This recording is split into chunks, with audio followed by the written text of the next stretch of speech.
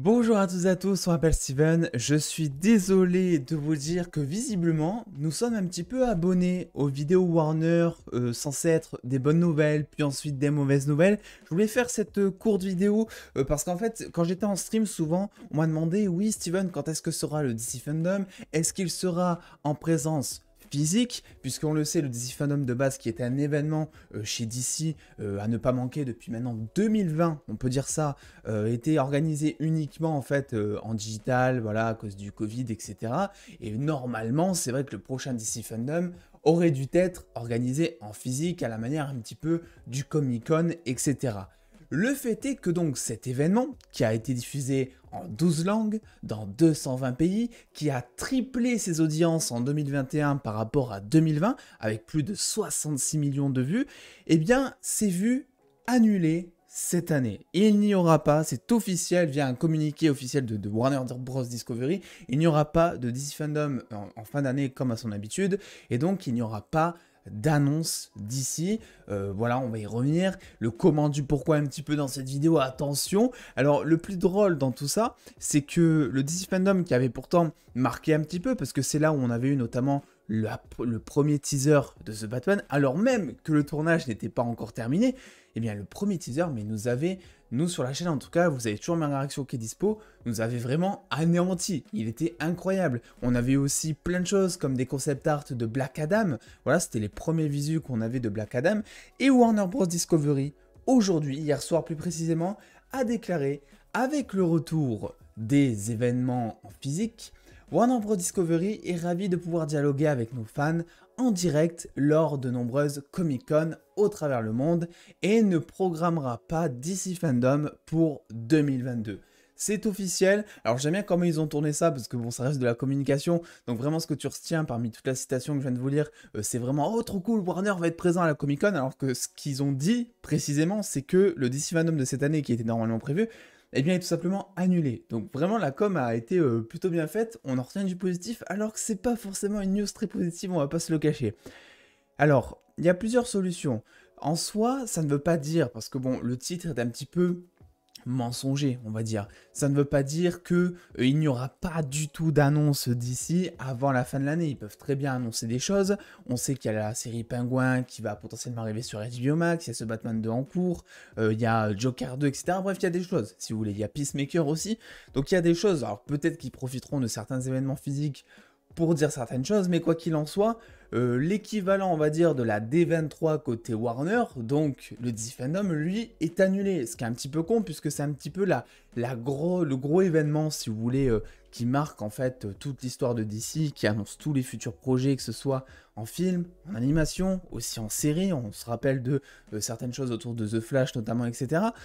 Donc voilà, et d'ailleurs pour la petite anecdote aussi, juste une petite parenthèse, on sera en live pour le D23, pour le panel Marvel et Star Wars, de 18h à 21h sur YouTube. Donc voilà, je place ça ici, si jamais ça vous intéresse, on vivra un petit peu les annonces et vous verrez mes réactions en fait en direct à tout ça et on en discutera. Quoi qu'il en soit, je vous avais partagé dans une précédente vidéo que Warner Bros. Discovery n'avait plus assez de thunes. Alors, ça reste hypothétique, mais c'était quand même une grosse source, le Hollywood Reporter qui partageait ça, disant en fait que Warner n'avait plus les fonds disponibles pour faire la promotion de plus de 3 films cette année. C'est d'ailleurs pour ça que Shazam avait été décalé, ce qui avait décalé un petit peu tout le reste des films d'ici derrière, sauf Flash, et ce qui avait fait passer Aquaman 2 en tant que dernier film d'ici à sortir. Et donc là, on se posait des questions, Batfleck, Keaton, voilà, vous le savez, est-ce que ça veut dire que du coup, vu que Batfleck apparaîtra dans le dernier film d'Aquaman et que le multiverse ne sera pas potentiellement en jeu, est-ce que ça veut dire que Batfleck restera dans le DCU et que Keaton sera beaucoup plus de passage qu'autre chose? On va y arriver, un petit peu comme mon français. Mon français était de passage dans cette séquence de vidéo, totalement. Quoi qu'il en soit, pourquoi est-ce que Warner décide, outre le fait qu'il n'ait pas d'argent, parce que j'imagine que ça pèse aussi dans la balance, le DC Fandom, c'est pas juste Warner qui produit, mais c'est en grande partie eux qui produisent l'émission, ils ont des partenaires financiers, etc. Mais quand même, ça fait autre chose à débourser, alors que pourtant ils sont dans la dèche juste pour sortir 3 petits films cette année. Hein. En termes de films DC, cette année, il n'y a que Black Adam qui sort, tout le reste a été décalé, donc c'est vraiment triste.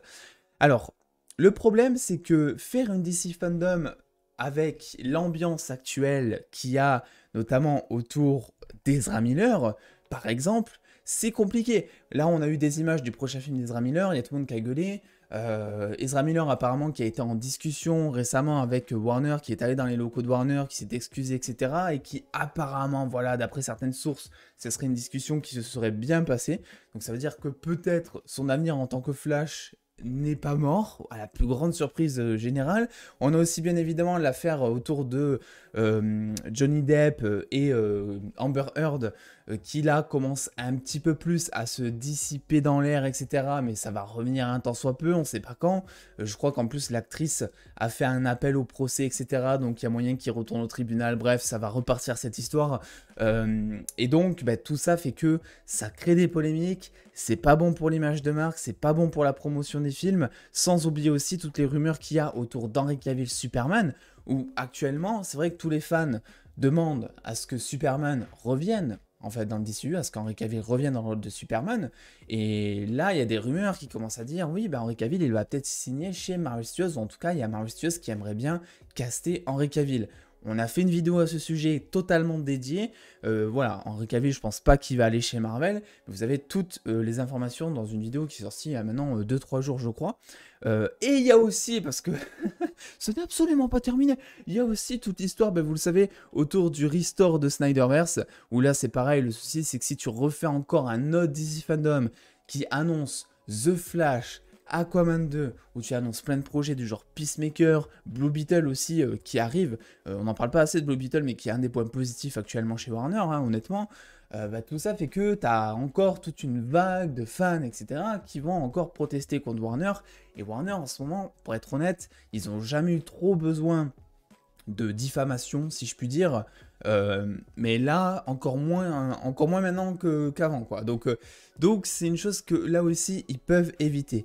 Et le souci, c'est que vous allez me dire, ok, mais le DC Fandom, tu peux aussi l'axer sur d'autres trucs. Le DC Fandom, on aurait pu l'axer par exemple sur Joker 2, on aurait pu l'axer sur la série Penguin qui arrive, ou encore sur le film The Batman, qui avait fait 200 millions de budget pour un box-office de 750 millions. Voilà, c'était un succès énorme, The Batman, un film hyper rentable pour la Warner. Mais le souci, c'est que si tu fais uniquement, on va dire, allez, un DC Fandom qui annonce des news concernant ces 3 projets, plus potentiellement Peacemaker et aussi la nouvelle série, la nouvelle saison d'Harley Quinn qui va arriver, bref, des projets qui sont un petit peu en dehors du DCU, mais le fait d'omettre des informations, le fait d'omettre des films, ça va encore plus, en fait, attiser la haine, vraiment. C'est-à-dire que les fans ne sont pas cons, et ils savent que, par exemple, si tu ne parles pas de The Flash dans un événement d'ici, alors que The Flash, quand même, polémique à part, le film, c'est quand même le projet par excellence chez DC dans les prochaines années, qui est censé un petit peu reboot l'univers, etc. Donc c'est un petit peu The Flash, le Doctor Strange 2, on va dire, du MCU, quoi. C'est un film que t'attends pour voir ce qui va se passer ensuite, grosso modo.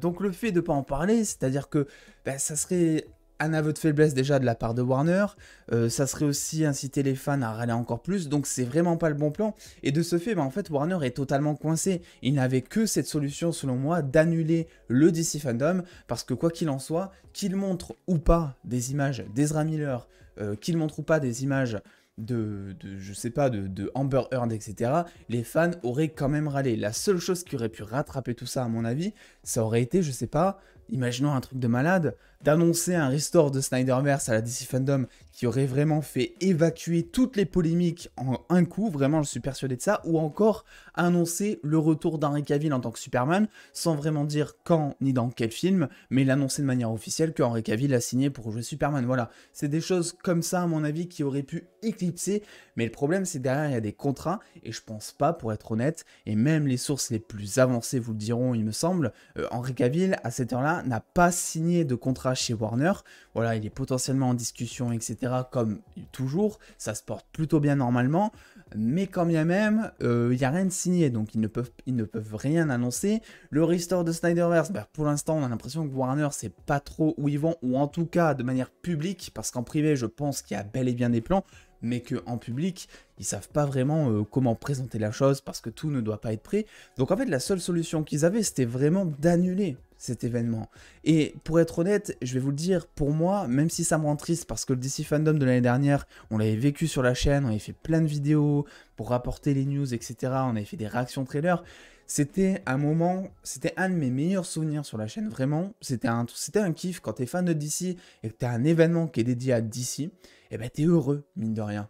Et quand bien même, je suis content que ce soit annulé parce que pour moi, il n'y avait pas d'échappatoire. Pour moi, ça allait remettre des polémiques au devant de la scène. Ça allait remettre aussi certains fans toxiques au devant de la scène. Et c'était pas le bon plan. Parce que on commence un petit peu à en avoir mal à notre DC, j'ai envie de dire.